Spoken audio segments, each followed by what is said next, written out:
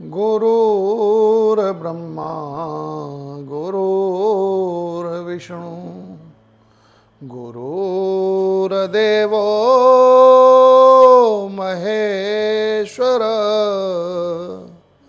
मम गुरु साक्षात् परं ब्रह्म तस्मै श्री गुरुवे नमः।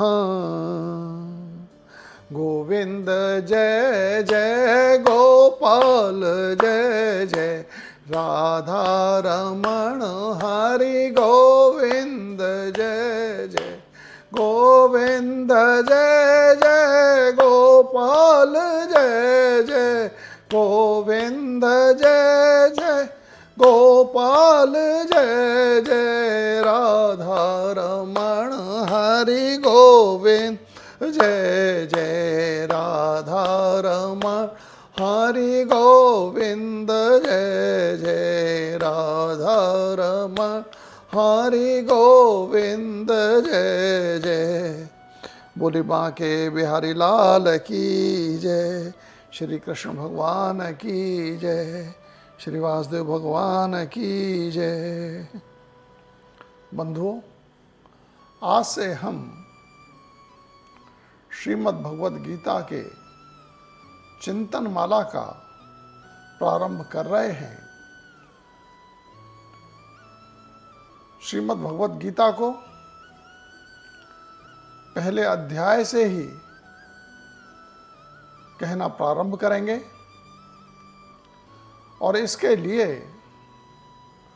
हम पहले भगवद गीता की पृष्ठभूमि में जाएंगे, अर्थात उस स्थिति में पहुंचने का प्रयास करेंगे कि जिस स्थिति में श्रीमद् भगवद गीता प्रकट हुई, इसका प्रादुर्भाव हुआ।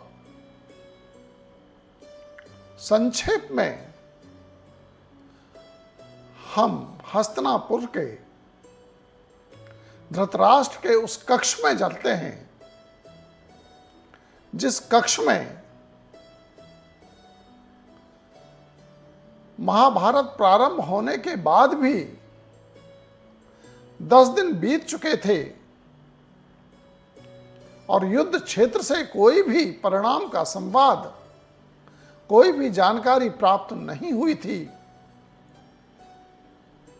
अपने कक्ष में धृतराष्ट्र व्याकुल होकर के टहल रहे थे, इधर से उधर घूम रहे थे, चिंतित थे कि इतने महान योद्धा हमारी सेना में होने के बाद भी अभी तक युद्ध क्षेत्र से कोई परिणाम क्यों नहीं आया है। इसी अवस्था में बाहर से आकर के सूचना मिली, द्वारपाल ने सूचना दी कि युद्ध के मैदान से संजय आए हुए हैं और आपसे भेंट करना चाहते हैं। तत्काल ही धृतराष्ट्र ने स्वीकृति दी और संजय उनके कक्ष तक पहुंचे। यहां पर यह बात ध्यान रखने योग्य है कि जो अंधा व्यक्ति होता है आंखों से तो नहीं देख पाता, लेकिन प्रभु की कृपा से उसकी इंद्रियां, अन्य इंद्रियां अधिक सक्रिय होती हैं। और यह धृतराष्ट्र संजय के आने के पदचाप से ही यह समझ गया कि संजय कोई भी अच्छा समाचार लेकर के नहीं आए हैं। और इस भाव ने धृतराष्ट्र को और अधिक व्याकुल कर दिया। धृतराष्ट्र के द्वारा युद्ध क्षेत्र का हाल पूछने पर संजय ने बताया कि हे राजन, जब दोनों सेनाएं आमने सामने खड़ी थीं, उसके बाद अर्जुन का रथ दोनों सेनाओं के मध्य में जाकर के खड़ा हुआ और अर्जुन ने अपने स्थान पर ही अपने धनुष बाण रख दिए और वो जाकर के उदासीन भाव में कृष्ण के पास जाकर के बैठ गया, मानो वो युद्ध नहीं करना चाहता था।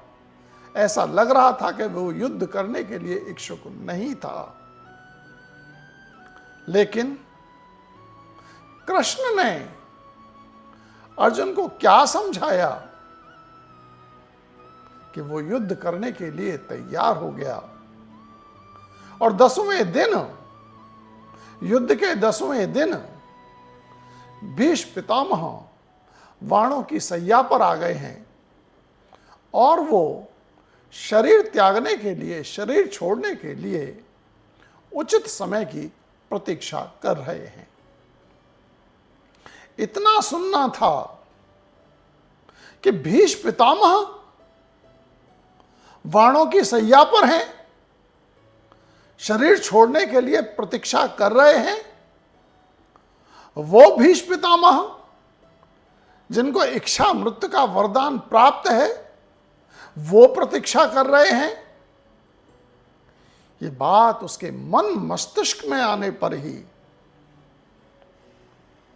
उसके मन में वेद व्यास जी के कहे हुए शब्द गूंजने लगे। जब वेद व्यास उसे मिलने आए थे और उसे समझाने आए थे, तब उन्होंने कहा था कि हे राजन, अब की बार मैं युद्ध में तुम्हारी हार देख रहा हूं, मैं तुम्हारा सर्वनाश होते हुए देख रहा हूं। वेद व्यास कोई सामान्य मुनि ऋषि नहीं थे, वो तो त्रिकालदर्शी थे, भूत की जानते थे, भविष्य की जानते थे, वर्तमान की जानते थे। और घटित होने पर उनके कहे हुए शब्द कि तेरी हार होने वाली है, तेरा सर्वनाश होने वाला है, ये शब्द उसके मस्तिष्क में गुंजायमान होने लगे। उसे लगने लगा जैसे महल चारों ओर घूम रहा है, ध्वनि गूंज रही है और वो इस स्थिति में अत्यंत विह्वल, अत्यंत दुखी स्थिति को प्राप्त हुआ। और इस दुखित अवस्था में ही उसने संजय से कहा कि हे संजय, मुझे शुरू से जब कृष्ण और अर्जुन का वार्तालाप हुआ है, उस स्थिति से आगे का वर्णन क्रमशः सुनाओ। और यही बात धृतराष्ट्र ने संस्कृत में भगवत गीता के पहले श्लोक के रूप में कही और यहीं से भगवत गीता का प्रादुर्भाव हुआ, प्रकट हुई। तो अथ श्रीमद् भगवत गीता प्रथमो अध्याय, पहला श्लोक देखिए। धृतराष्ट्र उवाच, धर्म क्षेत्रे कुरुक्षेत्रे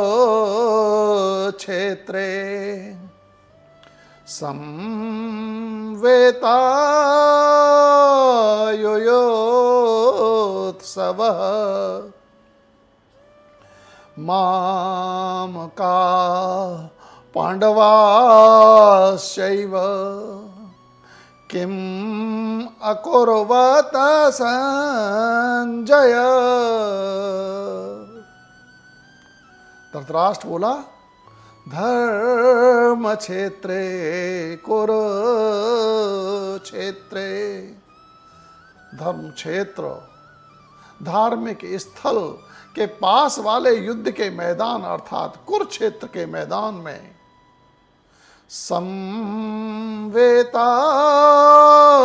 योत्सवः, युद्ध की इच्छा लिए, युद्ध की अभिलाषा लिए एकत्रित हुए कौन कौन एकत्रित हुए? माम का पांडवा शैव, मेरे और पांडु के पुत्रों ने किम अकुर्वत संजय, क्या किया, कैसे इन दोनों ने मिलकर के युद्ध का निर्णय लिया, क्या इन्होंने ही वास्तव में युद्ध का निर्णय लिया, ये सब मुझको बतलाओ। और हे संजय, संजय का अर्थ होता है समजय। समजय से तात्पर्य है कि इस संजय ऐसी स्थिति में था कि युद्ध होने पर न इसे हार प्रभावित कर रही थी, न इसे जीत प्रभावित कर रही थी, क्योंकि ये कोई योद्धा नहीं था, ये तो केवल धृतराष्ट्र का सारथी था। क्या था? सारथी और मंत्री था। तो बोले, हे संजय, हे समजय, तुम निष्पक्ष होकर के, बिना हार जीत का ध्यान रख करके, तुम निर्भीक होकर के बताओ कि युद्ध का संभावित परिणाम क्या होने वाला है, क्योंकि तुम युद्ध के मैदान से ही आ रहे हो, तुम 10 दिन का युद्ध देख करके आ रहे हो। जैसे ही धृतराष्ट्र ने अपनी जिज्ञासा व्यक्त की कि हे संजय, मुझे प्रारंभ से बताओ, जब दोनों सेनाएं आमने सामने खड़ी थीं, तो संजय ने अपने स्वामी की आज्ञा का पालन करते हुए वेद व्यास जी द्वारा प्रदत्त दिव्य दृष्टि की सहायता से युद्ध की पिछली स्थिति में जाना प्रारंभ कर दिया, और दिव्य दृष्टि के कारण वो दृश्य उसके सामने उपस्थित हो गया। इस संजय की जो कथन है उसका अध्ययन करने से पहले एक बात हम अच्छी तरह से समझ लें कि वेद व्यास जी के द्वारा संजय को दी हुई दिव्य दृष्टि कैसी होती है, दिव्य दृष्टि क्या होती है, दिव्य दृष्टि कैसे कार्य करती है। तो इस वेद व्यास जी द्वारा प्रदत्त दिव्य दृष्टि के 4 भाग थे। पहला भाग ये था कि वो घट चुकी घटना को देख सकता था। दूसरा भाग था वो दूर घट रही घटना को भी देख सकता था। तीसरा उसका भाग ये था कि वो जिस व्यक्ति पर अपने आप को केंद्रित कर ले, स्थिर कर ले, उस व्यक्ति के वाणी को, वचनों को भी वो सुन सकता था। साथ ही वो उस व्यक्ति के मन में चल रहे विचारों को भी पढ़ सकता था। ये थी दिव्य दृष्टि, और ये दिव्य दृष्टि समय समय पर अपने तरह से कार्य करेगी। और उसने, संजय ने यहाँ पर वो पास्ट में, भूतकाल में 10 दिन पहले घट चुकी घटना को पुनः देखना प्रारंभ किया, और देख करके राजन से इस प्रकार बोला। संजय उवाच, दृष्टवा तु पांडवानीकम् व्यूढ़ं दुर्योधनस्तदा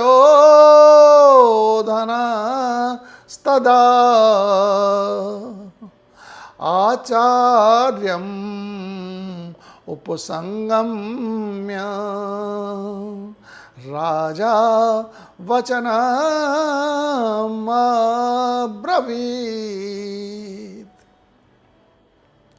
संजय ने दिव्य दृष्टि की सहायता से युद्ध का मैदान देखा।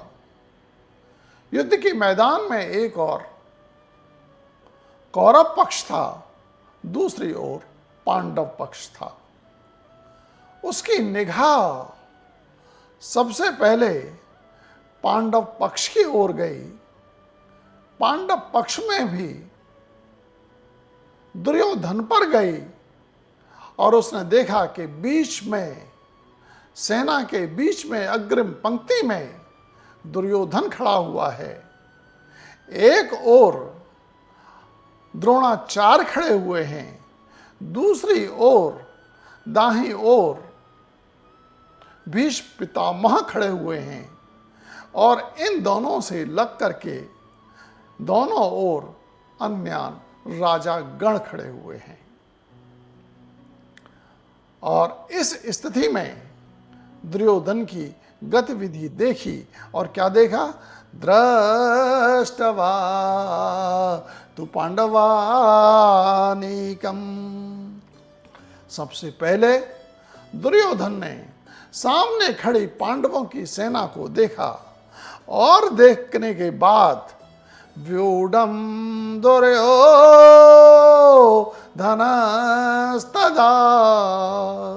और उसने गौर किया, गौर से देखा कि पांडवों की सेना की व्यूह रचना कैसी है। और तत्पश्चात आचार्यम उपसंगम्य राजा वचनमब्रवीत,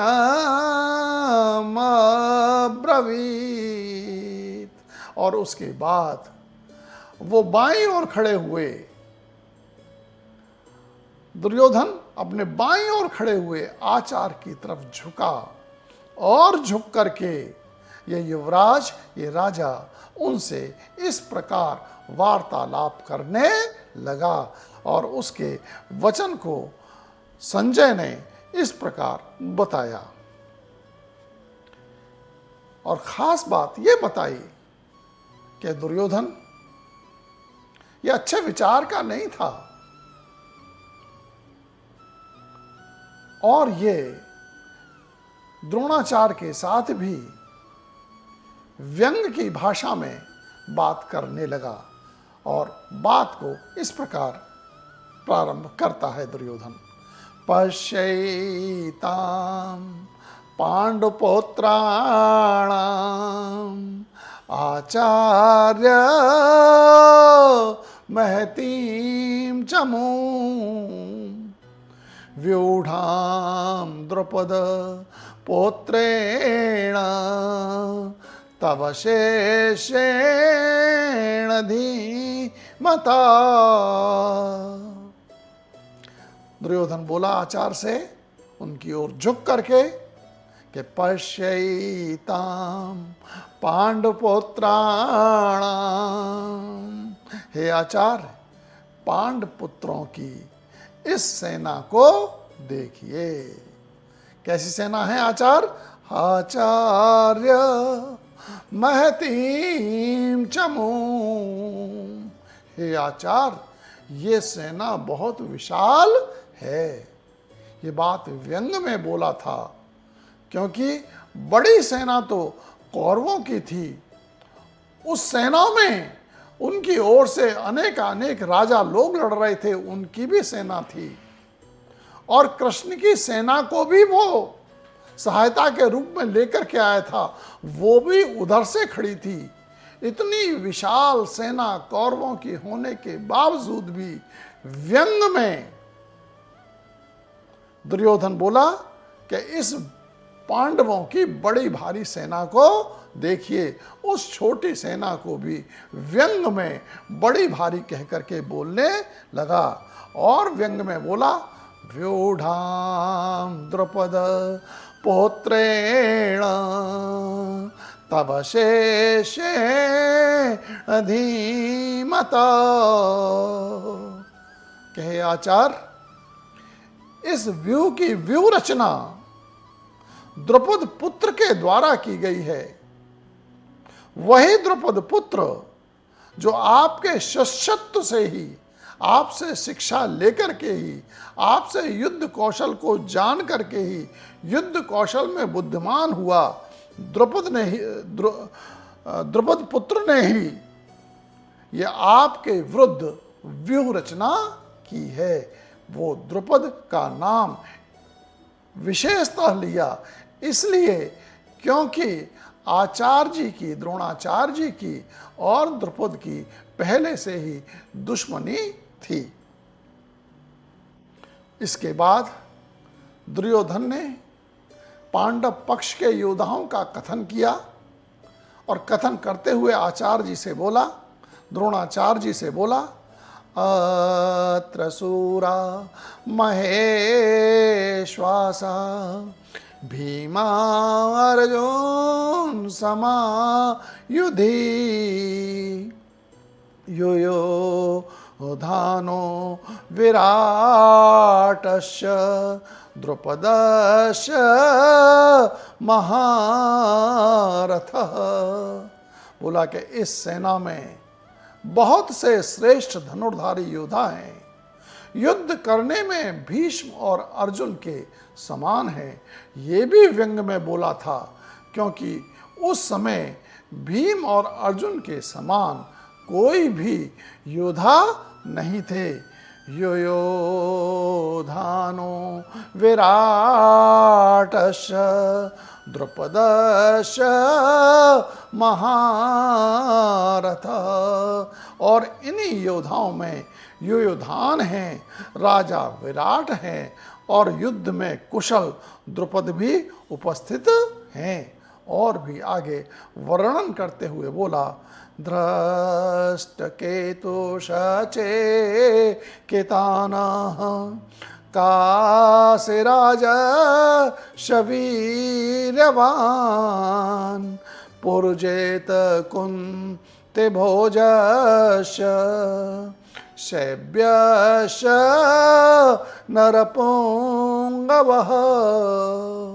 इन्हीं योद्धाओं में धृष्टता कर रहा शिशुपाल का पुत्र मूर्ख चेकितान है, शक्तिशाली काशी नरेश हैं, पुरजित कुंत भोज हैं और पैदल सेनापति शैब्य भी खड़ा हुआ है। युधामन्यु शवेक्रांत उत्तमौजा शवीर्यवान् सौभद्रो द्रौपदेयाश्च सर्व एव महारथा।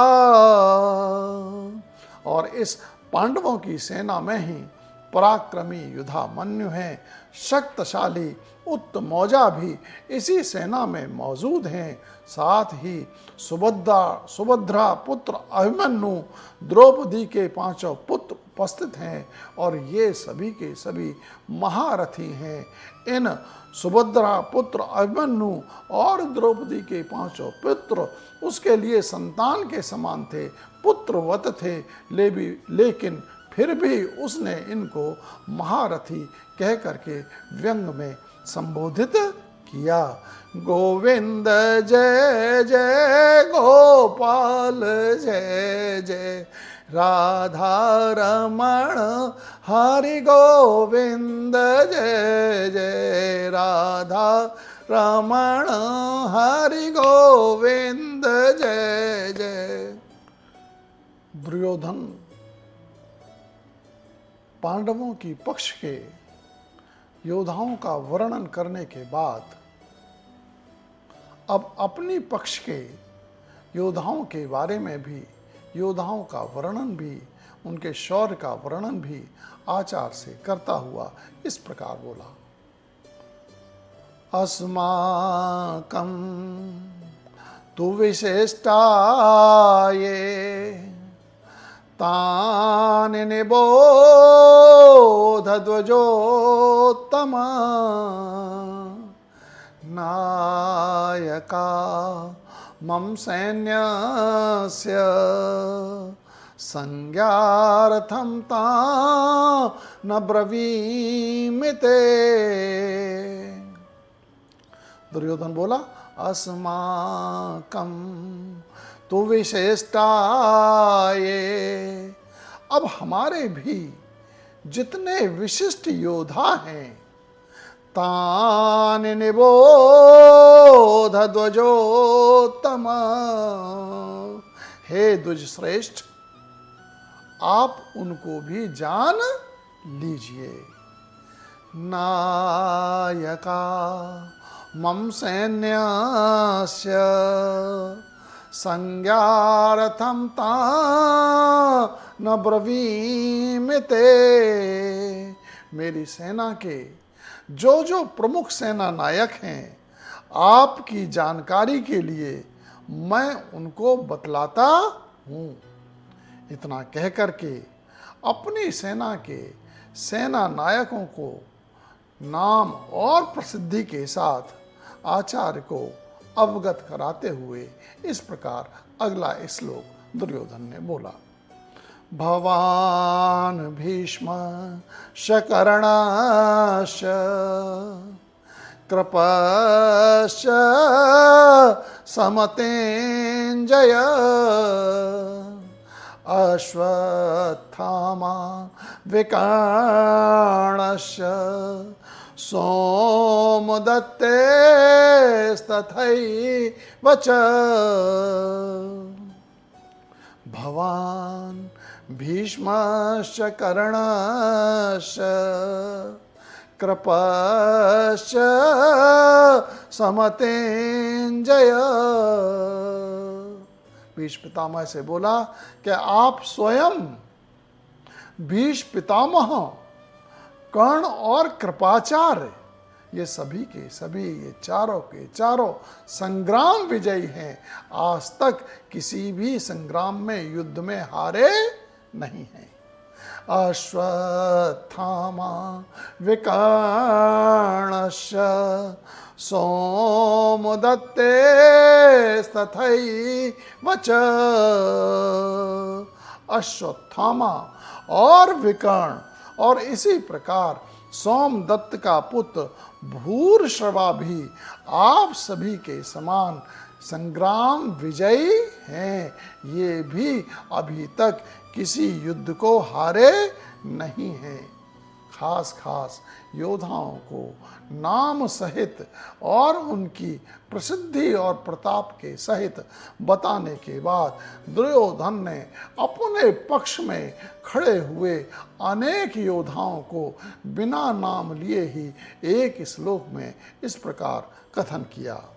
अन्ये च बहवः शूरा मदर्थेत्यजीविता नानाशस्त्रप्रहरणा सर्वे योद्धविशारदा।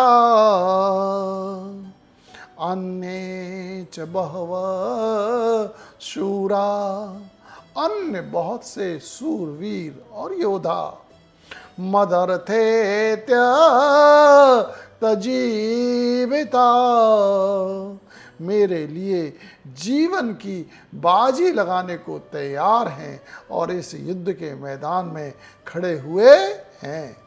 और ये सभी के सभी सामान्य तरीके से नहीं खड़े हुए। कैसे खड़े हुए हैं? नाना शस्त्रप्रहरणा सर्वे योद्धविशारदा। ये सभी के सभी नाना प्रकार के शस्त्रों को धारण किए हैं और सभी के सभी युद्ध करने में अति चतुर या कुशल भी हैं। गोविंद जय जय गोपाल जय जय राधा रमण हरि गोविंद जय जय राधा रमण हरि गोविंद जय जय। इतना कहने के बाद दुर्योधन ने दोनों पक्ष की सेनाओं की तुलना करते हुए आचार्य जी से इस प्रकार बोला। अपर्याप्तम तदस्माकं बलम भीष्माभिरक्षितं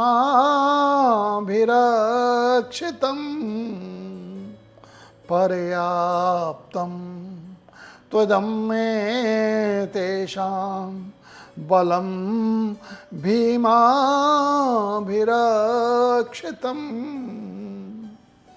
इस श्लोक में आगे जाने से पहले हम भाषाओं के बारे में थोड़ी सी चर्चा कर लेंगे।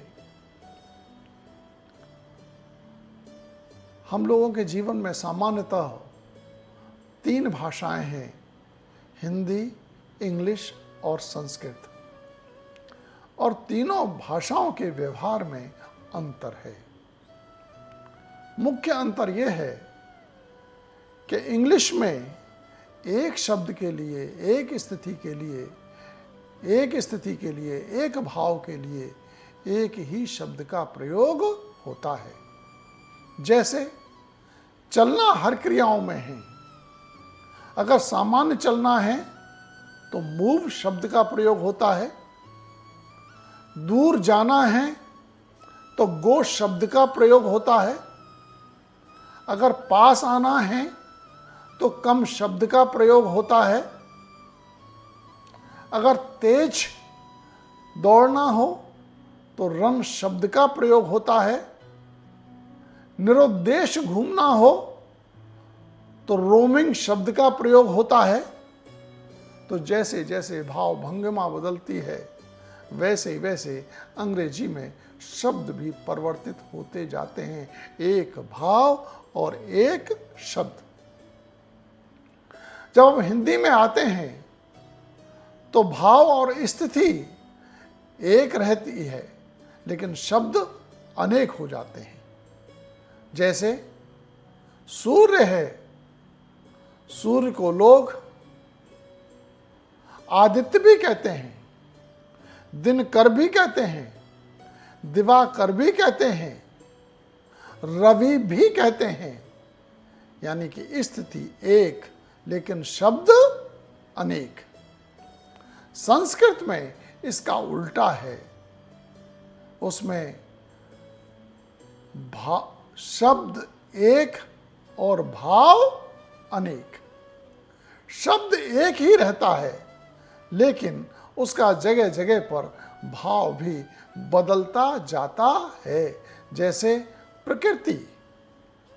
प्रकृति से हम सामान्यतः सामने दिखाई देने वाले जगत को भी बोलते हैं, जगत की हरियाली को भी बोलते हैं।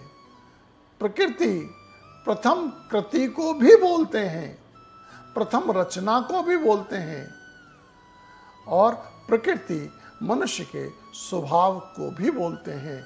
तो प्रकृति शब्द एक है लेकिन स्थान स्थान पर प्रयोग करने पर इस शब्द का भाव भी अलग अलग हो जाया करते हैं।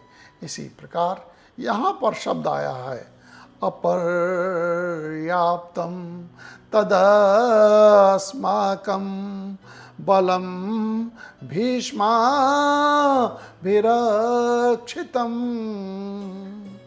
अपर्याप्त का सामान्य व्यवहारिक अर्थ होता है कमी की ओर इंगित कर देता है कि अपर्याप्त है अर्थात चीज कम मात्रा में स्थित है। लेकिन भाषा विज्ञान के आधार पर जब इसका अर्थ निकालते हैं तो इसका अर्थ असीमित भी निकलता है। तो यहाँ पर हम असीमित अर्थ का उपयोग करते हुए इसका अर्थ करेंगे अपर्याप्तम तदस्माकं, हमारी प्रख्यात सेना असीमित है। बलम भीष्माभिरक्षितम्,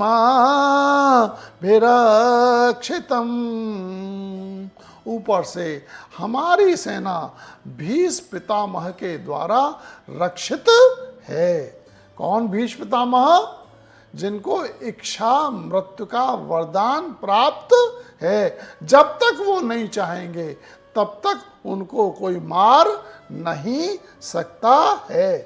पर्याप्तम तो इदम तेषां बलम भीमाभिरक्षितम्, परंतु इन लोगों की यह सीमित सेना तो यहाँ वहाँ से एकत्रित की गई है और ऊपर से इन लोगों की सेना की रक्षा करने का भार भीम पर है, और उसने अचानक भीम का नाम ले दिया क्योंकि उसके मन मस्तिष्क पर भीम ही चढ़ा रहता था।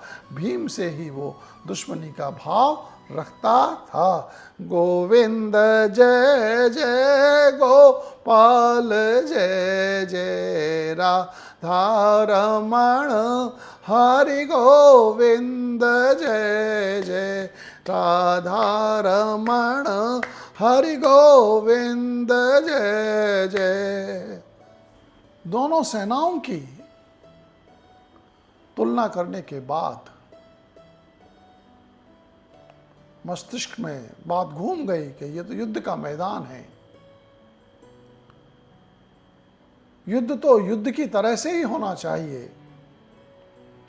इसीलिए वो अपने सभी सेनापतियों को, अपने सभी योद्धाओं को आदेश भी दिया, और उस आदेश में उसने अप्रोक्ष रूप से भीष्म पितामह को अपना सेना नायक भी घोषित कर दिया। और इस घोषणा को उसने इस श्लोक के साथ बोला, अयनेषु च सर्वेषु यथा भागम् अवस्थिता भीष्ममेवाभिरक्षन्तु भवन्तः सर्व एव हि अयनेषु च सर्वेषु यथा भागम् अवस्थिता। क्या उसने आदेश दिया? अतः सभी मोर्चों पर, क्योंकि ये युद्ध है, अतः सभी मोर्चों पर जो जिस मोर्चे पर डटा है उसी मोर्चे पर मजबूती से डटा रहता हुआ, खड़ा रहता हुआ क्या करे? भीष्म एव अभिरक्षन्तु, कि भीष्म पितामह की ही हर ओर से रक्षा करे। अर्थात कोई भी पांडव पक्ष का योद्धा भीष्म पितामह के निकट न पहुंचे, उसके पास कोई भी पांडव योद्धा भीष्म के पास नहीं जाना चाहिए। सभी लोग हर तरफ से भीष्म पितामह की सुरक्षा का ध्यान रखें, क्योंकि नियम होता था कि अगर सेनापति हार गया तो सेना हार जाती थी। इसीलिए उसने ये कहा कि भीष्म पितामह की ओर कोई भी पांडव योद्धा जा न पाए, और बोला भवन्तः सर्व एव हि। द्रोणाचार्य से बोला निसंदेह सभी के साथ आप भी उन्हीं की रक्षा करें। ये कह करके अप्रोक्ष रूप से भीष्म पितामह को उसने सेनापति घोषित कर दिया। जब इतना सुना भीष्म पितामह ने, जो कि उसके दाईं ओर खड़े हुए थे, कि मेरी सुरक्षा करने की बात कह रहा है, जो बहुत बड़े योद्धा थे उनके मुकाबले कोई कौरवों में योद्धा नहीं था, उसी की सुरक्षा करने की बात कह रहा है। इस बात से उन्होंने अपने आप को अपमानित महसूस किया और वो आपा खो गए, यानी कि अपने ऊपर अपना नियंत्रण खो गए। और जैसे ही नियंत्रण हटा वैसे ही अनहोनी घटना घट गई। और क्या घट गई वो संजय ने देख करके संजय उवाच के रूप में धृतराष्ट्र को बतलाया। तस्य संजनयन हर्षम कुरो वृद्ध पिता मह सिंहनादम विंध्योच्चैः शंखम दधमौ प्रतापवान। जब देखा भीष्म पितामह ने कि ये युद्ध पर उतारू है, युद्ध करने का निर्णय तो इनको लेना चाहिए था, पांडवों को, लेकिन ये तो युद्ध से विरत होना ही नहीं चाहता और इसने मुझको घोषित कर दिया। और इस अपमान से उनके मन में अचानक ये भाव आया कि नहीं मानता है तो अब तू जान। ऐसा भाव आते ही दुर्योधन की हाँ में हाँ मिलाते हुए, उसकी खुशी के लिए ही अपने कार्य को करते हुए भीष्म पितामह ने हाँ में हाँ मिला दी। और हाँ में हाँ कैसे मिलाई?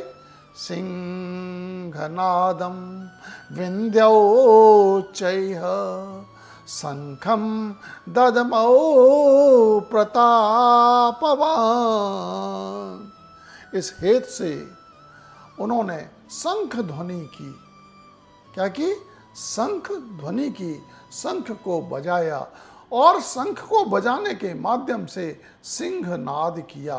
सिंहनाद कहते हैं प्राणों को बचाने की चुनौती।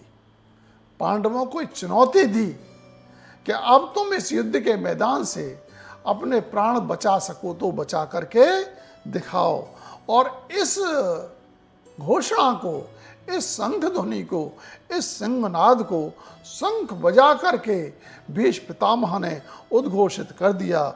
और ये घोषणा, युद्ध की घोषणा प्रतापवान स्थिति में हो गई। प्रताप कहते हैं, ताप से शब्द निकला है। ताप कहते हैं अनमनी, बुखार की सी स्थिति, जो पहले से ही अनमनी अवस्था में थे, उस अनमनी अवस्था में ही उनसे वो अनजाने में ही शंख ध्वनि हो गई। जैसे ही इनसे ये शंख ध्वनि हुई, वैसे ही कौरव पक्ष की ओर से जो योद्धाओं का उत्साह बढ़ाने के लिए ढोल ताशे बजाने वाले वाद्य यंत्रों वाले लोग थे, भाट लोग थे, उन्होंने भी वाद्य यंत्रों को बजाना प्रारंभ कर दिया। और उसका कथन करते हुए, वर्णन करते हुए संजय बोले, ततः शंखाश भैर्यश प्रणव आनक गो मुखा सहसा एव अभिहन्यन्त शब्द तुमलो अभवत।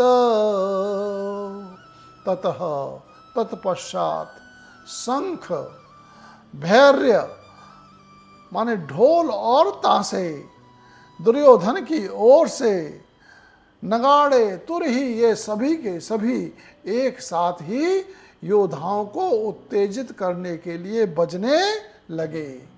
सहसा एव अभ्यहन्यन्त, सभी वाद्य यंत्र एक साथ ही अचानक बज उठे और बज करके शांत हो गए।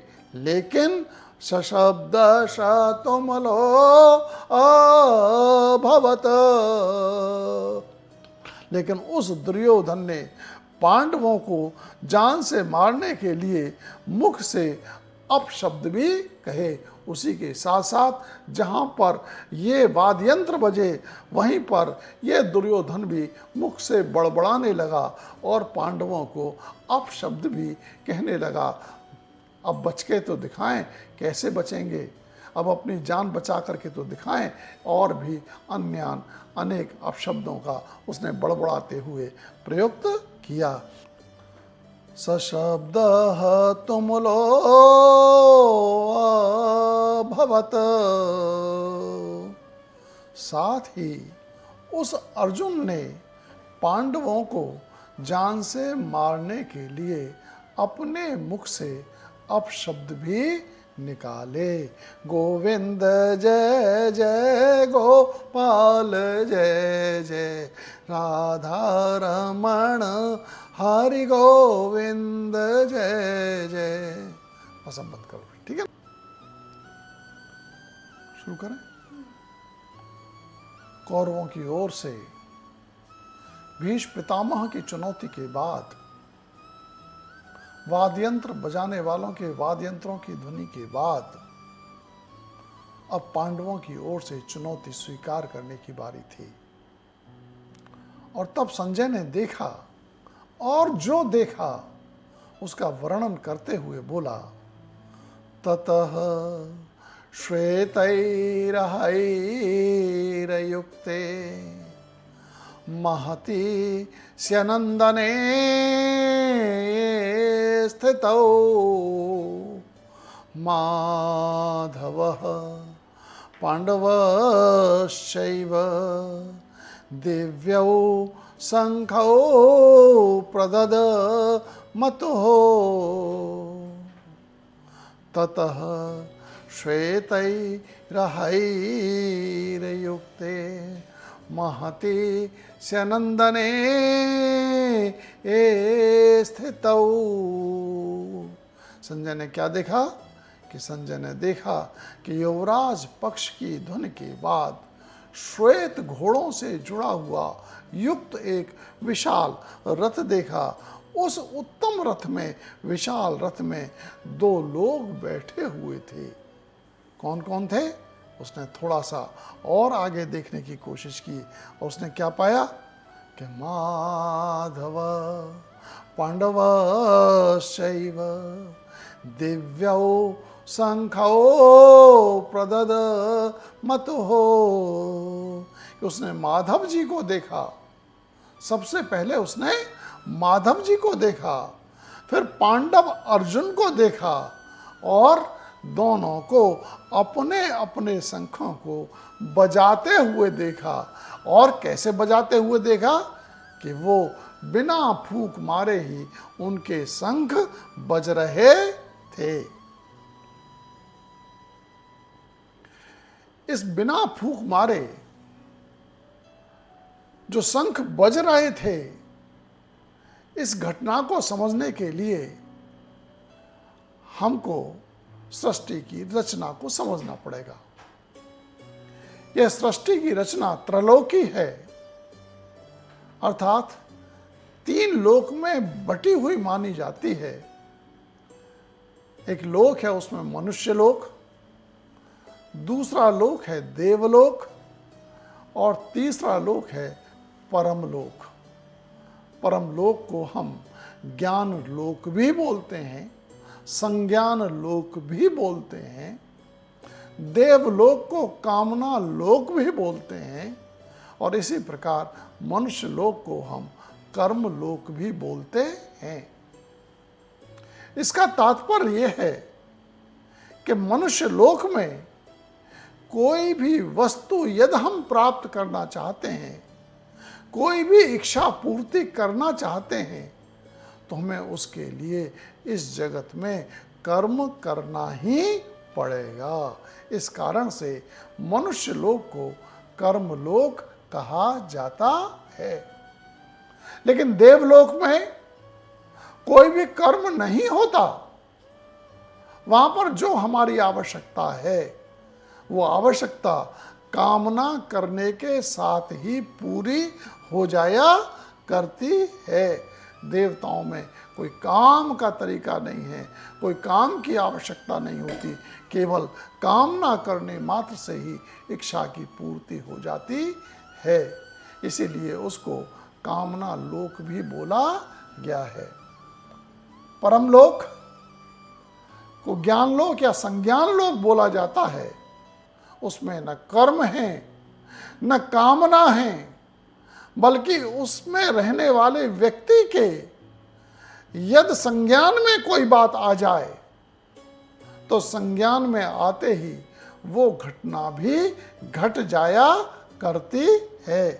ये मुख्य तीनों लोकों के तीन अंतर हैं। और ये जो महाभारत हुआ, इसकी विशेषता यही है। महाभारत बोलते हैं जो भा में रत हो, अर्थात जो दैदीप्यमान लोग थे, जो प्रतिष्ठित लोग थे, उनमें भी महा अर्थात बड़े बड़े लोग, वो सारे के सारे लोग इस महाभारत युद्ध में उपस्थित थे। इसलिए इस युद्ध को ही महाभारत बोला जाता है। इस महाभारत युद्ध में धरती के अर्थात मनुष्य लोक के अर्थात कर्म लोक के अन्यान राजा उपस्थित थे। पांडव बंधु ये सभी के सभी देवताओं से संबंधित हैं, इनको देवलोक का भी वासी माना गया है। तो ये सभी के सभी चाहे युधिष्ठिर हों, चाहे अर्जुन हों, चाहे नकुल हों, चाहे सहदेव हों, चाहे भीम हों, ये सभी के सभी देवताओं से संबंधित थे। ये देवलोक से के संबंधित माने जाते हैं और कृष्ण स्वयं परम लोक या ज्ञान लोक या संज्ञान लोक से संबंधित थे। तो तीनों लोकों के संबंधित व्यक्ति इसमें उपस्थित थे, इसीलिए इसको महाभारत युद्ध बोला गया है। अब इतना जानने के बाद हम अगला श्लोक पढ़ेंगे और इस बात को समझने का प्रयास करेंगे कि क्यों कृष्ण और अर्जुन, माधव और पांडव जब शंख ध्वनि करते हैं तो शंख ध्वनि करने पर वो फूंक नहीं मारते, बिना फूंक मारे ही होठों से लगाने पर ही वो शंख बजने लगते हैं। देखिए 15वां श्लोक। पांचजन्यम हृषिकेशो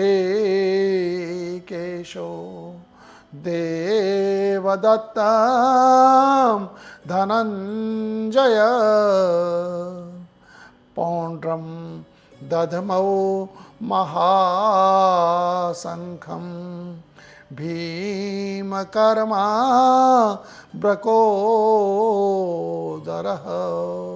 दिव्य शंखों की, दिव्य ध्वनियों की चर्चा करते हुए संजय बोला कि पांचजन्यम हृषिकेशो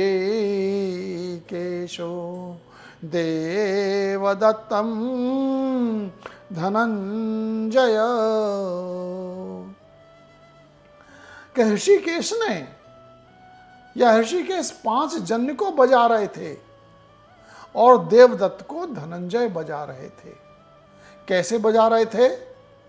तो उसने घटना में और पीछे जाने की कोशिश की, क्योंकि ये उसे दिव्य दृष्टि में वरदान प्राप्त था। और जब पीछे गया तो उसने देखा कि जैसे ही कृष्ण ने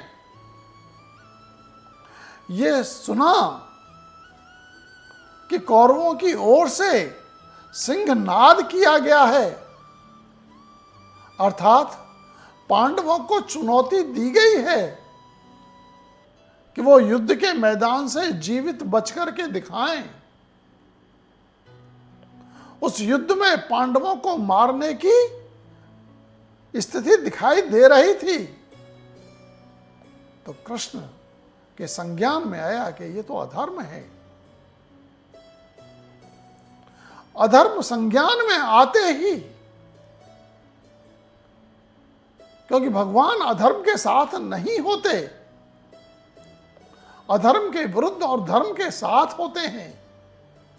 ये संज्ञान में आते ही उनका दायां हाथ ऊपर की ओर उठ गया और जैसे ही मुख के पास आया वैसे ही 5 जन्य प्रकट हो गया और मुख के पास आते ही वो समझ गया कि कृष्ण शंख से ध्वनि करना चाहते हैं और 5 जन्य बजने लगा। ये शंख ध्वनि जो थी बिना फूंक मारे हो रही थी और शंख ध्वनि ये अनवरत होने लगी। जैसे ही कृष्ण की, जैसे ही माधव की शंख ध्वनि प्रारंभ हुई, उसके बाद धनंजय के मन में विचार आया कि भैया जब कृष्ण ने युद्ध की चुनौती स्वीकार कर ली तो उसने भी अपना देवदत्त शंख इस कामना के साथ ऊपर उठाया कि तुम भी बजो। और इस कामना के साथ जैसे ही ये देवदत्त का अर्थ है देवताओं के द्वारा दिया गया, अर्थात ये शंख जो देवदत्त था ये देवलोक से संबंधित था और वैसे ही कामना के साथ ही ये मुख से बजने लगा, बिना फूंक मारे ही बजने लगा। माधव का 5 जन्य था। 5 जन्य का मतलब होता है 5 से संबंधित। 5 होती हैं मनुष्य के पास इंद्रियां, और इंद्रियों से संबंधित होता है ज्ञान। तो वो ज्ञान से संबंधित था, तो 5 जन संज्ञान में आने से बजा, और देवदत्त कामना के साथ ही बजने लगा, और दोनों शंख अनवरत ही बजते रहे। और इसके बाद शंख ध्वनि की भीष्म ने, वो किस प्रकार की, पौंड्रम दधमौ महाशंखम भीमकर्मा ब्रकोदरः। वैसे ही पौंड्रम दधमौ महाशंखम भीमकर्मा ब्रकोदरः। पौंड्र कहते हैं जो गन्ने के पेड़ पर बीमारी लग जाती है, कत्थई रंग की, लाल से रंग की, उसको हम रक्त वर्ण बोलते हैं। उसको संस्कृत में पौंड्र कहते हैं। पौंड्रम दधमौ महाशंखम भीमकर्मा ब्रकोदरः। ब्रकोदर ने अर्थात भीम ने भीम कार्य किया। भीम कार्य क्या किया? क्योंकि ये पवन से संबंधित थे। एक बड़े भारी शंख में, जो महाशंख था, उस बड़े भारी शंख में अनवरत फूंके मारी, लगातार फूंके मारी, और फूंके मारते मारते वो शंख भी पौंड्र हो गया, अर्थात अग्नि में जलने के कारण, आग से जलने के कारण वो रक्त वर्ण का हो गया। यह आग कैसे पैदा हुई कि जब भीम ने फूंके मारी, तो जैसे हाथ को रगड़ते हैं और गर्मी पैदा होती है, वैसे ही जब फूंक पर फूंक मारी गई, तो एक फूंक दूसरे फूंक से टकरा करके घर्षण होने लगा। घर्षण से अग्नि पैदा हुई, और उस अग्नि की गर्मी से शंख भी धीरे धीरे लाल होने लगा, रक्त वर्ण का होने लगा। और ये भयंकर कार्य भीम ने किया, ब्रकोदर ने किया। और ये कार्य भी तब तक होता रहा जब तक कि कृष्ण की शंख ध्वनि भी होती रही। और इसके बाद बंद होने का नौबत आया, तो पहले जब कृष्ण ने सोचा कि चलो जवाब हो गया, वैसे ही ये सोचा, वैसे ही शंख गायब हो गया और हाथ अपने स्थान पर आ गया। जब कृष्ण की शंख ध्वनि समाप्त हुई, तो फिर प्रत्युत्तर में अर्जुन ने भी अपने देवदत्त शंख को इस कामना के साथ नीचे किया कि भैया तुम भी बजना बंद हो जाओ, अब चुनौती स्वीकार कर ली गई है। और ऐसा कह करके उस देवदत्त ने भी बजना बंद किया। लेकिन जहाँ तक इस पौंड्र का, महाशंख का जो पौंड्र हो गया था, उसका बजना बंद तो काफ़ी देर बाद हुआ, क्योंकि बहुत सारी हवा भरी गई थी, वायु भरी गई थी। वो वायु धीरे धीरे बहुत देर तक निकलती रही, तो महाशंख बहुत देर तक बजता रहा। इस तरह से माधव की, अर्जुन की और भीम की शंख ध्वनि संपन्न हुई।